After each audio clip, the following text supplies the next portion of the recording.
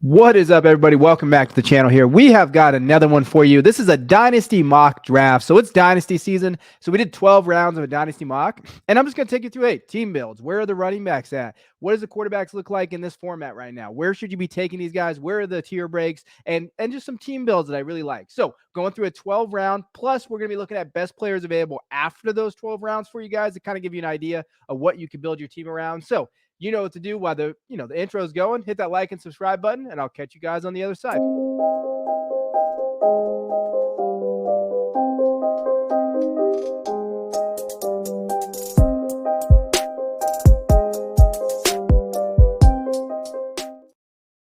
All right, so I had to throw my boy Jamar Chase up there. Got to give him some love. But let's get into this one. So let's go look through rounds 1 through 3, kind of show you everything. And really, in reality, it's pretty much the same thing from just the quarterback situation. The only thing that we're starting to see, though, is Bijan and CeeDee Lamb in that first round. They're starting to sneak in there a little bit. We recently did, like, who would you rather have, Bijan or CeeDee Lamb? And this is one of the reasons why, because we're starting to see that. And so, like, generally speaking, like, if you don't take a quarterback with that 6-7 mark, like I did it on purpose with Jefferson and Chase there, you have to assume, okay, where are my quarterbacks going to come from? So we're going to look at that. I'm going to show you guys our team builds.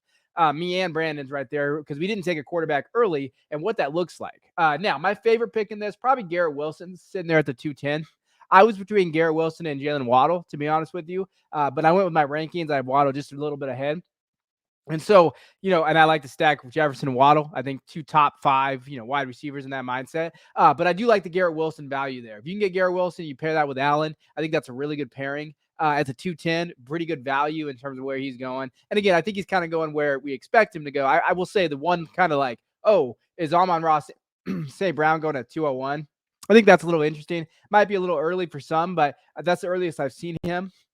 But if you can get Garrett Wilson at 210, I think you're pretty excited about that. Now, biggest value change, it's Saquon, right? So when you're looking at this, Saquon was going a little earlier when we first started. Like, so when we're talking about like when we first started these mocks, now he's going at that 312 mark. And now, the thing about running backs, so I wrote a giant 3,000 word article over at Football Guys. I'm going to put it in the description below about tiers of your running back tiers and where they're at, right? So when you're looking at this, Bijan going 1, McCaffrey, Taylor going 2, 3. I thought Hall was kind of an interesting one. You get Hall in the 3rd round now in terms of where that's at. But Barkley's in that weird tier of like, are you competing? And he's got Lamb, St. Brown, and Barkley. What does the quarterbacks look like, right? So if you're going to take Barkley, you're looking at 1 to 2 years production. There's still question marks about whether he's going to go play. So there's a little bit of those things that you're looking for, right? Other picks there, Pitts going in the 3rd round. This is tight end premium. Tyreek Hill going about a round after Waddle. Christian Watson sneaking in at the 307. That's a big value change as well. So that's something to look at while we go through it. Now, let's take a look at rounds 4 through 6. This is where you start seeing kind of the veterans go, and some of the rookies in there. You see JSN at the 403, Mark Andrews at 401. That's pretty good for tight end premium in terms of value that you see. We're seeing Mark Andrews drop a little bit. My favorite pick was Mark Andrews, right? Like if you're looking at this in a tight end premium league, in an offense that we're going to see a lot of 12 personnel, but you're also going to see Mark Andrews get utilized. That offense last year, they used, when you look at Brock Bowers in that Georgia offense, Darnell Washington, Mark Andrews is going to get used. He's going to get utilized. And I'm writing a Lamar Jackson piece right now for Football Guys. And people that have Mark Andrews are going to be excited about his usage, his upcoming usage there. Now, when you're going through here, you see the Drake Londons, Devonta Smith. You really have a decision to make when you're looking at like, do I take Devontae Adams and just hope that he hits that top 5 again? Or do I take a shot on London or Smith or Metcalf, right? Now, when you keep going here, Quentin Johnston, Javonte Williams, Hawkinson, biggest value change to me right now in startups for the running back position is Swift. So you see Swift at the 411 now, right? Before he was going in the 8th, 9th round. Sometimes like the earliest I've seen him, even when he got traded to the Eagles, even like that 6th to 7th round. Now you're seeing Swift go at that 411, like late 4th round. That's a value change, right? And as much as I like Swift, this could be a good time to sell Swift. Swift might be one of those guys that you might be able to utilize where he went. He hasn't produced the numbers that we wanted him to produce. Swift could be that sell candidate out there. So that's just something to note as you go through here. And then you can kind of see where the other quarterbacks go, right? This is like that second tier. You see Daniel Jones, you see Trey Lance, you see Kenny Pickett, Jared Goff. So really you're looking at those guys like, all right, who are you going to draft in this area? Who would you rather have? You want to take a quarterback early? Or are you okay waiting for Jared Goff in like the 5th round or 6th round or Lance, and you hope he hits that upside, right? Now, let's go through round 7 through 9, kind of take a look at this. You know, when you look in here and going through here, you get a lot of those rookie wide receivers. You got the rookie tight end Kincaid going in the 7th round. To be honest, that's generally speaking where he's going right now, where his ADP is, where his value's at. Treylon Burks is an interesting one. So when you look at this in the 7th round, you have a lot of like, all right, who can be like the wide receiver one on their team? And I think one of the big ones that we're going to see here, like biggest value change, Calvin Ridley, right? So we're seeing Calvin Ridley now. He went early, 701. So he could be the wide receiver one in that roster, right? And so this 7th round, you see that. You're seeing him bump up. At the beginning of this offseason, when I was doing Dynasty mocks in January, Calvin Ridley was going 11th, 12th round, right? He has shot up about 3 to 4 rounds higher. Now, I will be honest, I did trade Calvin. I traded George Pickens, the 301, and who else did I trade? So George Pickens, the 301, for basically, that was basically the deal, and like a later 4th for Calvin Ridley and Michael Mayer and tight end premium, right? So I have traded for Calvin Ridley. So this is where his value's at. Then you have Kirk going right after that, right? So who's going to be the alpha in that room? Then you have Zay and Amari Cooper. Again, both those guys could challenge to be the wide receiver ones on the roster. So could Judy. So could Treylon Burks, right? Burks should be the wide receiver one. There's no one else there in Tennessee. Then you have Marquise Brown, who probably will be wide receiver ones once they move on from DeAndre Hopkins. Obviously, the money thing is going to be the issue there. And then you have Dotson, probably not the wide receiver one. Then Deontay, probably the wide receiver one, right? So there is true value and money to be made in that 7th round. If you can target what wide receiver could be the wide receiver one on the roster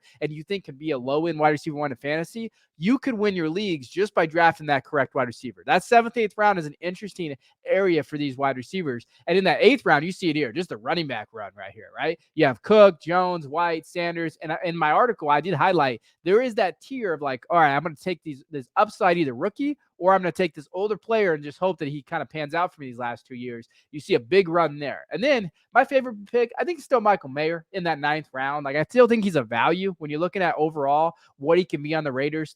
Tied into, gets those targets in a McDaniels offense that loves to target tight ends. Waller didn't really have it last year because he was injured. I think Jimmy G does a good job of targeting his tight ends. So, like, there is value to be had there. So that's something to note when you're looking at there. And then you see the quarterbacks, Hendon Hooker still getting drafted way too early for me. I just don't see a relevancy for him as a quarterback in the league without an injury being popped up, right? Like, I've seen him go as early as 202 in rookie drafts. Like, to me, that's just not something that I would highly recommend.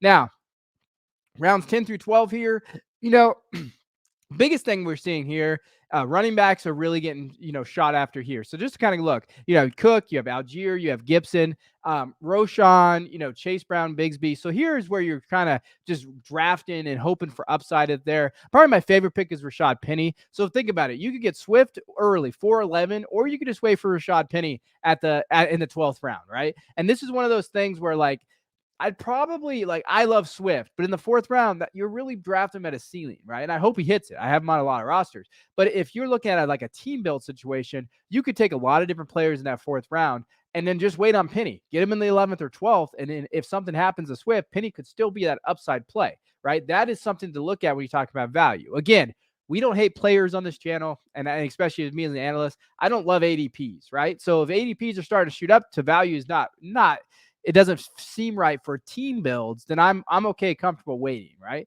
Now, you're going to look at the biggest value change for me, Jonathan Mingo, getting drafted in the 10th. He was 18th round ADP. I did a Dynasty, targets, like for deep targets about, a month ago before the draft. I said Mingo's going to be that guy. He's in the 18th, 19th round. He could get first, second round draft capital. Go draft him now because you're going to see his value jumped. And it did. It went 8 rounds higher, right? So that's something to look at moving forward. Other ones to note, like Madison being out there. This is a shot to go get some of those rookie running backs. Tajay Spears still going 11th round. To me, that's value, right? Jalen Hyatt sitting there, Marvin Mims, these other guys, like pretty good value there. Now, let's take a look at just who's still on the board. So here's some guys still on the board after the 12th round. Mac Jones, to me, man, I can't believe I'm going to say this, but Mac Jones seems like he could be a value. right? Could be a solid quarterback 2, quarterback 3 based on his ADP. If you're going to wait on quarterbacks, maybe Mac Jones is that guy. Maybe he steps up in a better offensive system. Didn't have an offensive coordinator last year, had a defensive coordinator for his offensive coordinator. So that's something to look at. Brock Purdy was still there, Matthew Stafford, Jimmy G, and then Malik Willis, based on ADP, was still there. Probably wouldn't recommend drafting Malik, but these other guys, solid maybe quarterback 3 on your roster that have good ADP if you're going to wait on the quarterback positions. Now, running backs that are still on the board. Zeke Elliott still hasn't found a home. Jamal Williams, Elijah Mitchell. I still like Elijah Mitchell. I think he's a very good runner, right? I think that he could step up in that offense. Leonard Fournette still doesn't have a home. Israel Abanikanda. So those are the guys for the running backs, the top 5 guys still on the board there. At the wide receiver position, we got Tyler Lockett, Darnell Mooney, Donovan Peoples-Jones, Wan'Dale Robinson, and Sky Moore. Again, Lockett's kind of getting undervalued, JSN factor, everything there. I think Mooney is also getting underlooked a little bit. Like, yeah, he's probably going to be the wide receiver too, but I do think that, in the Bears offense, even with DJ Moore there, could open things up for Mooney. We could still see some spike weeks. And again, you're looking for guys that you can plug and play. Donovan Peoples-Jones, again, Wan'Dale, and then Sky Moore. Again, the way I look at I was on a podcast recently and they asked me, like, how do you look at the Chiefs wide receiver room? Who are you drafting? I'm going to draft the cheapest guy based on ADP. Right now, Sky Moore is kind of that cheapest guy in general, right? So if you're going to draft the cheapest guy in ADP, that's what I go with the Chiefs, because I think that it's all going to be kind of equal production. Who's going to stand out? I'll just go with the cheapest guy, and then hopefully they kind of break out and I can increase that value, right? And then the last one, tight ends, guys, is still there. Chig is there, Dawson Knox, Trey McBride, Isaiah Likely, Darnell Washington. Still a ton of good value in tight end premium on the board. So if you guys, one of those guys going to wait, don't get your top 5 guys. The tier kind of breaks off right after Andrews. Maybe you don't like that idea of like reaching for Dallas Goedert. And you're like, no, what? I'm going to go take a shot here. I still think Trey McBride could be a value there. Chig could be the wide receiver 2 on the Titans. Dawson Knox is an interesting one because Kincaid is there. So, how you like that. I think Isaiah Likely in that 12 personnel in that Baltimore offense this year is going to look really good. So those are all things to kind of look at there. Now, I want to go over the final outlook and what we see from that.